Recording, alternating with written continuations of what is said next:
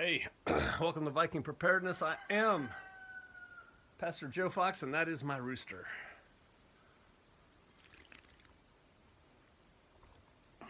I just got done working out. Then I went inside and uploaded a video for y'all. And I thought I would talk about my workout a little bit, maybe to motivate you, give you some ideas, and then kind of go off on a kick on that.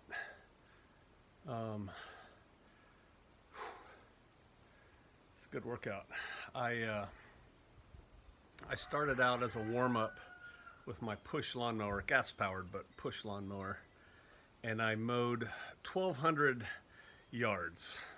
So 300 down, 300 back, 300 down, 300 back. I mowed a swath, about this wide on our grass airstrip, and at a brisk pace, but not running behind it, just to warm up, get the blood going, kind of thing, and to mow a path for what was coming. So I'm tired of chiggers. And then I lay a piece of plywood in my gravel driveway, and I got a kettlebell out, and I did 21 burpees, B-U-R-P-E-E-S. You can look them up online. And I did 21 kettlebell swings, and then I ran 300 yards down and 300 yards back. So that was one set. And then I did 15 burpees, 15 kettlebell swings, run up and back. And then I did 9 burpees, 9 kettlebell swings, run up and back. 600 yards each time, 3 down, 3 back. And this time, I usually use a 50-pound kettlebell, but about a week ago I hurt my back a little bit. I tweaked it, working on moving our 700-pound wood stove. And so I'm trying to kind of ease back into that. So I only used a 30-pound kettlebell today, not very heavy. But you still get the full range of motion and everything, which is good. And so I guess a lesson there is, push, but be smart about it, right? And then, you do 21 iterations and run, you do 15 iterations and run, you do 9 iterations and run, so it comes quicker and quicker, right? And I was starting to get nauseous when I was doing the 9 kettlebell swings. I was feeling it, and I took off on my run. That sounds like I was dashing, right? I took off on my run, and on the way back, I threw up a little bit. So what do you do when you throw up on a run? What do? Think about it. You keep running. See, there's a difference between injury and pain. There's a difference between injury and extreme discomfort. And so, yeah, I threw up a little bit, but then I'm like, you know what? No, heck no. We're going to push. We're going to go. Because if you quit now, you'll quit later when it's hard. And, most of this stuff, a lot of this stuff is mental. Heart. And that's trainable just like your muscles are trainable. And so you got to push, but you got to be smart. So see, there's the two, the 30-pound kettlebell as opposed to the 50. You got to be smart. Don't want to hurt my back. I got to ease back into it. But then the mild little bloop, that ain't nothing but a thing. Go, run. So that's what I did today. Yay. And it's still before noon. There's a really good story. I think I talked about it here a couple years ago. And if one of you wants to find it on the internet and post a link to it here, I know I got a video coming out soon. If I didn't already say it, no, it's coming out soon, but it'll probably be before this video comes up. Saying don't post links in the posts, but first person to find it can post the link to it. It was on a board an early bulletin board that became a forum called the Rubicon, which Sister Kate and I were members of under different names, and back in the early days, and survivalist forum run by a whack job, really. Um, but there was goodness there, and there were good people there. Just the drama just got too much for me. Don't do drama. But anyway, there was a good story there called Too Fat to Run. So if someone can find that story and link to it, it was on the Rubicon. It's called Too Fat to Run. I think it's still available on this side of their firewall, so you can get it for free. And it was about a guy, basically, but it was well told, about a guy who lived in Florida who was a prepper, survivalist. I think we called ourselves survivalists back then. And was squared away and decided he was going to ride out a hurricane, a named hurricane. He talks about it. I don't remember which one.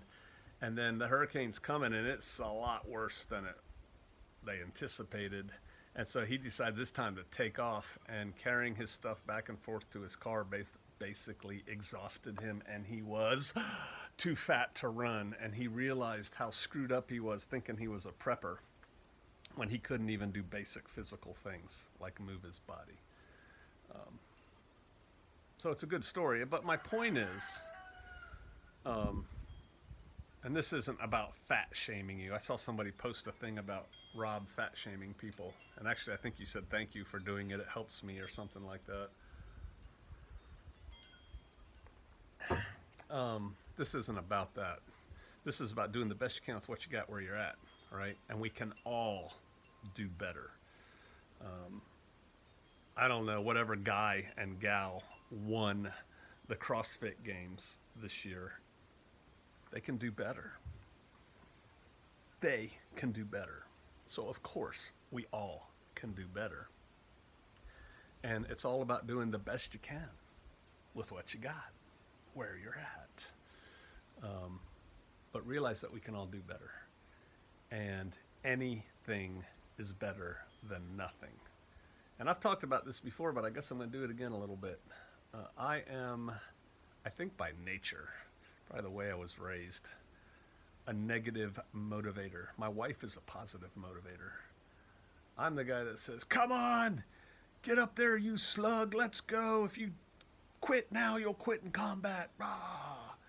If you don't work out now, you're going to die in Tiawaki. Let's go. You know, negative, right?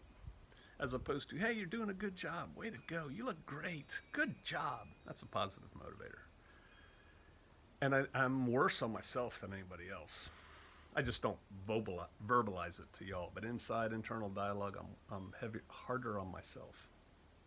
And example, I was running, it's in my 40s.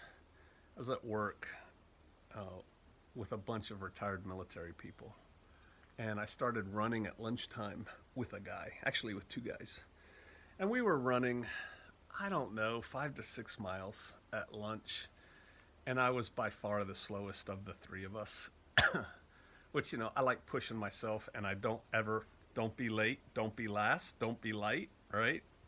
That's me. So when there's two guys in front of me and we're a group of 3, you know I'm pushing myself.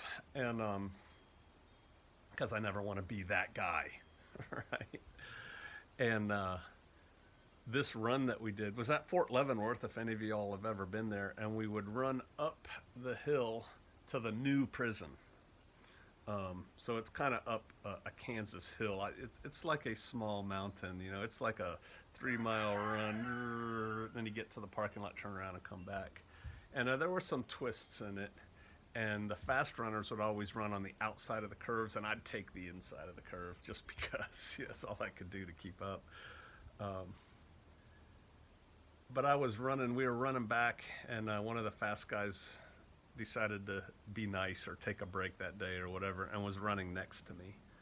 And so we're kind of chit-chatting a little bit. He's doing most of the chatting. I'm doing, ha, ha, ha. And, but I did, you know, gasp out, man, I have fallen so far from how I used to run, you know, when I was in my 30s, right? When it was my job to be super stud. And I said, man, I've fallen so far from that. I just, I'm killing myself here. I'm hating how the kind of shape I'm in. Words to that effect. And this guy's like, and he's like, yeah, I don't run as fast as I did when I was 30 either. Yeah, I mean, that makes sense, right? And he goes, but I tell myself, it's awesome that I'm out here running at all. I think it's great that I'm out here running. And I thought about that for the rest of the day, that day. And, as long as what you did today is better than what you did before, you're doing good. If you haven't done any running for a week and you decide you're going to go run around your block 3 times and you make it, 5 houses down and you're gasping for air and you turn around and you hobble home, it's further than you ran the whole last week, right? I mean, it's a way of looking at it. It's further than you ran, so don't be down on yourself that you only ran 3 houses, 3 yards down. I ran. I ran farther today than I did, yesterday. And Pat Mack, who I really like watching his stuff, he has a phrase, which, he's Pat. I know somebody who knows him. I need to ask them if he's really like that in person, like back in the day. But he says, is the man you are, it's words to the effect of, are you better tomorrow than you were 2 days ago? He puts it a little bit more graphic than that. But it's basically, are you a better man, woman, tomorrow than you were 3 days ago? Constant forward motion, constant self-improvement.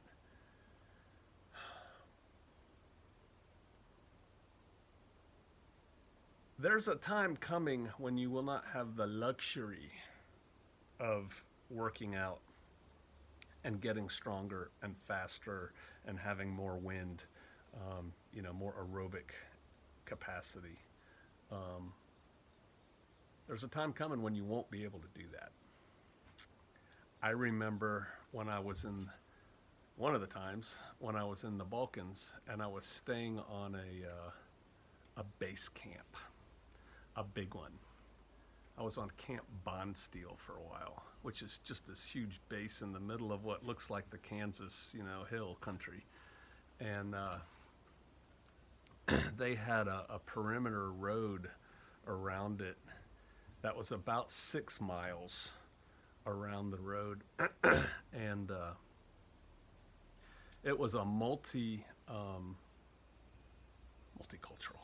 It was a multinational base. It was mostly Americans that were there, but there were, French and Dutch and Brits and, other people there.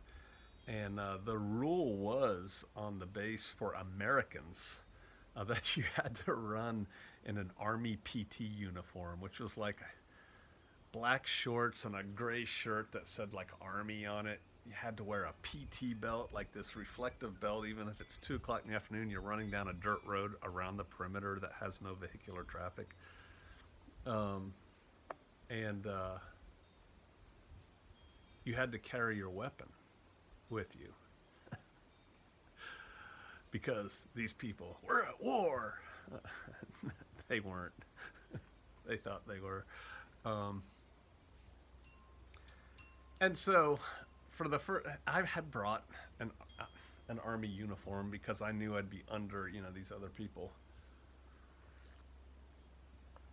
And I was running with my shoulder holster on, and I just thought, this is goofy, man, because it was unnecessary. And so the French and the other people, they weren't under our rules, even though it was run by the Americans. Somehow they got a waiver on that. They'd run in they call them singlets. They're like tank tops and shorts, and they didn't carry their guns when they ran. And so I started running. I had a Kiwi singlet. It had a funny little phrase on it about Kiwi birds, and I would wear that, and I'd wear a pair of wraparound sunglasses, and I'd go running around the thing just really fast. And every now and then, it was usually a senior NCO would be running with like his boss or with somebody. And he'd look at me, and I know he was thinking, that guy looks like an American I've seen bopping around here before. And I'd say, bonjour. That's how I did it. And I don't know why I told you that story. Oh, luxury of working out. Um, you could get in a situation where you're in a security situation where you can't just go run and do what you want to do because the security situation is such that you can't. You could be in a situation where every waking moment of your life is occupied doing other things than physical training. Um, and that's not necessarily a good thing if you're not in peak shape going into that situation. At the end of the day, and then I'll wrap this up because Sister Kate has some chores for me she wants to do. Um, at the end of the day, you have really two things that you bring into a situation. We could play with words and lists and come up with four things. But the bottom line is you have what you have in here, your knowledge base, your real knowledge, not what people think they know, but what they actually know. Example, Jeremiah has in here how to make knives out of chunks of metal laying on the side of the road, right? He's got that. So you have what you have in your head, and you have whatever physicality you have. They really can't take either one of those away from you. I mean, they can, POW camps and stuff, but generally speaking, you come running out of your house stark naked and the event happens. You still have what's in your brain, and you still have whatever you have, whatever you bring to the table. And so, man, a big part of your preps, instead of going through catalogs and buying the next cool thing, a big part of your prep should be on those things that can't be lost, rust, moth, fire, those things, right? You owe it to yourself to live the best life you can. All right, I'll see you out there.